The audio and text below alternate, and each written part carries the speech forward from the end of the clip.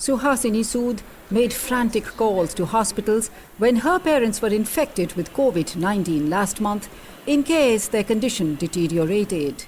You read in the news that people had gone to hospitals and hospitals had refused patients.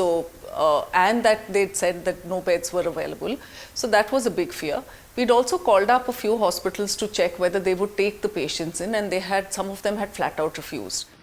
To plug the shortfall of hospital beds, cities like Delhi have set up huge temporary COVID care centres. This 10,000 bed facility, fitted with cardboard beds and operated by the paramilitary, opened recently in a religious centre. It is one of the world's largest.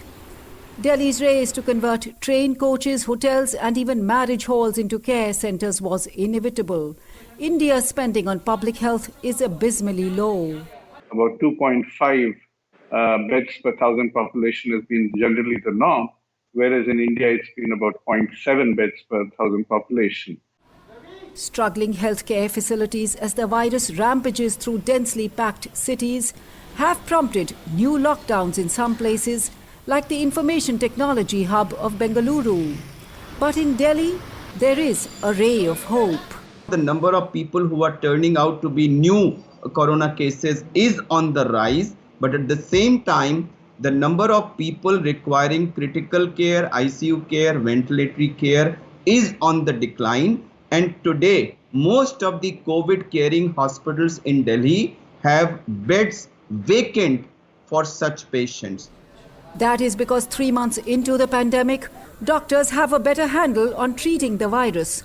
Sood's parents, for example, recovered at home. It's only later on that reassurance came that only 15% or so may require hospitalization and only 5% may require intensive care. However, the pandemic highlighted the huge gap in facilities between India's expensive private hospitals and public ones. Middle and upper class Indians like Sood rule out being treated at a government centre. That was never an option.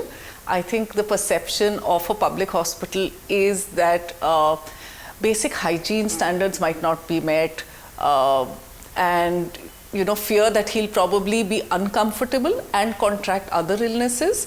So yeah, that was never something we considered. Whether India overhauls its public health facilities remains to be seen. For the time being, the world's third worst affected country faces a long and hard battle as cases race toward the 1 million mark. Anjana Pasricha for VOA News, New Delhi.